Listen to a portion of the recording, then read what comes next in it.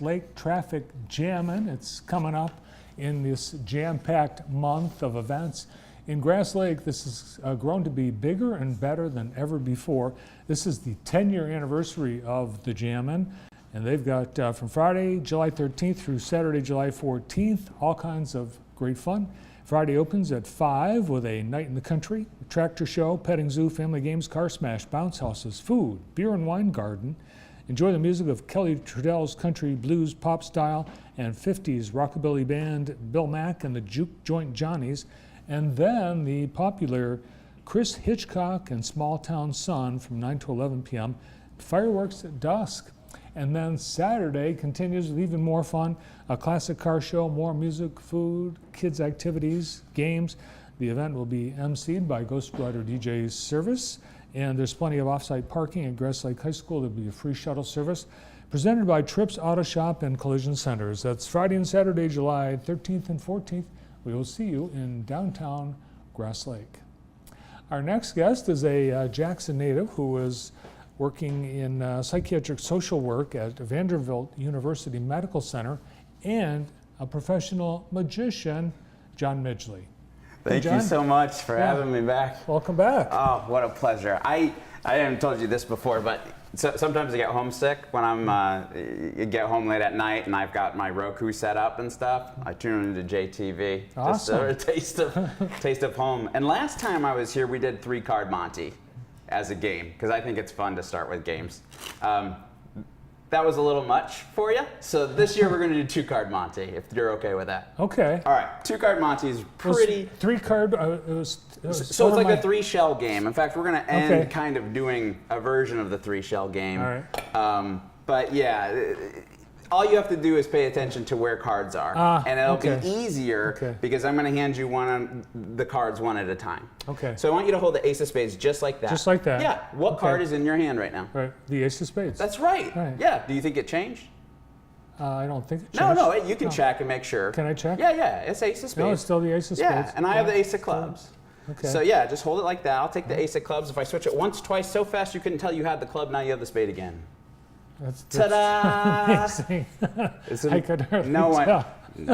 All right. No one believes that I did that. So if I take the Ace of Clubs and I do this move where I switch them without looking, what'd you bet on? Spade on top, club on bottom, or the other way around?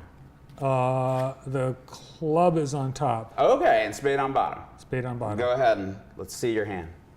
Oh my God.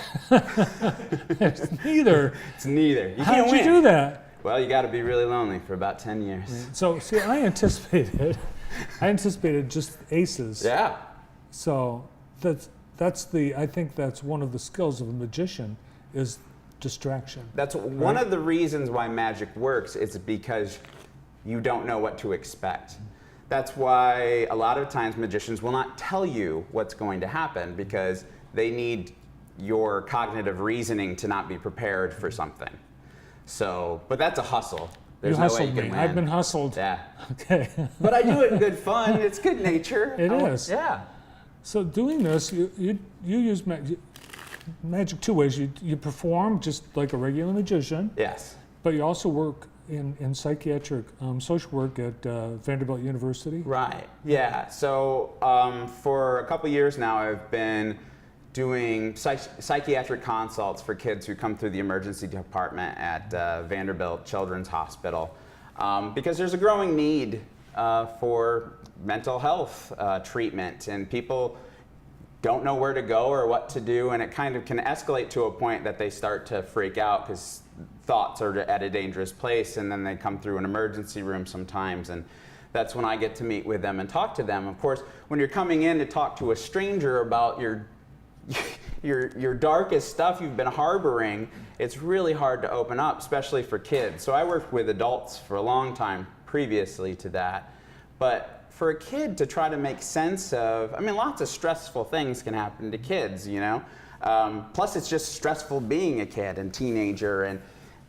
And so sometimes if I get a young person who is having a hard time and just doesn't feel like talking, we can discuss the cards, we can discuss magic, we can demonstrate magic. One of the things I love about magic is that it is it's a metaphor. It's constantly showing you, like the linking rings.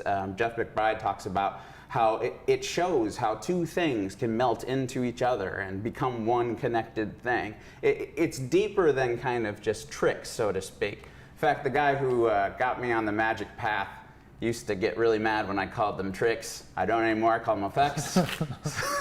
He told me he'd handcuff me to a pole for an hour if I called them tricks in front of him again, or until I figured out how to get out of them. So you're using this really as a diversion too. It's a tool. To kind of get people their mind, try to maybe let them put down it makes their it defenses. digestible, yeah. Yeah, and we don't call him tricks because this guy is your mentor still, Yes, right? yes. Tony Gerard in Kalamazoo, still very much in contact with him.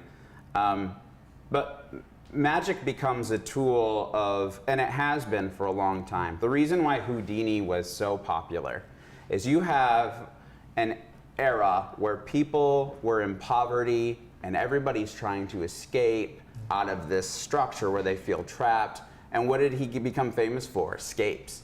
He set up these scenarios where it was impossible to get out of an impossible situation, but he was able to overcome it. So why wouldn't that be? I mean, what an inspiration. It is possible. Maybe I can get there one day. Maybe I'm not going to be struggling one day. And I've decided to take that and curb that into mental health.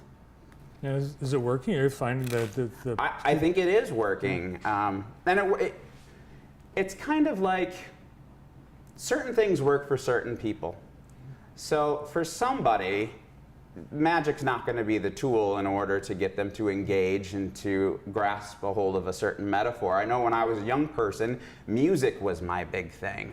But a lot of times, the music that I listened to kind of had a negative twist to it and would kind of wear me out. Well, you actually went through some mental health issues yourself. Oh, yeah. I was a very depressed young man. I was so depressed, I can laugh at it now, that I had naturally jet black hair. And I decided one day, I'm going to dye my black hair black. Even black. And my grandmother's just like, your hair's really dark today. And I'm like, dye my hair black, Grandma. Just, I don't know. Huh. You just enter in your own zone and stuff. Yeah, well, I guess that sounds like a definite sign. But the thing that I like about magic is that it always has to end on a positive twist, or else it's not magic. Something has to happen that kind of is the end note. Right. So we don't open up the trunk and find the magician that died. It's like, oh my gosh, it's a happy ending. Right. They escape from you the want to escape. Yeah. There have been bad endings, but those performers don't continue. But like the trunk escape that you're talking about, and Houdini was actually famous for something else before escapes, which was an effect called metamorphosis, which again is another beautiful theme for magic and mental health, where one can transform into something else, where he would change places with his assistant, who is eventually his wife. So yeah, and a lot of my mental health stuff has paralleled with my progression of learning magic as tools of looking at the world and viewing the world in kind of a metaphor. And one of the things we're going to end with is doing the cups and balls, which I saw that effect and I thought it was impossible. And today I decided to show it. I can't wait. Let's see it. Let's do it. Okay. All right. All right. Oh, Do ta-da! you need a magic wand? Do you want me to use that one? No, I can. It's not officially magic. It is if I use it. I like your magic wand. So Okay. this is actually the oldest effect in the world. It's sometimes called the shell game. It's been turned into the shell game. This is how they used to test a magician's skill thousands of years ago. A magician would use 3 cups, 3 balls, and a magic wand. And the magician would come up, he'd take the first ball, put it in his hand, and vanish it. Where'd it go? The magician would take the second ball, put that in his hand, and vanish that one. Magician would take the third, put that in his hand, make that disappear, just to show you all 3 balls are actually underneath the cup.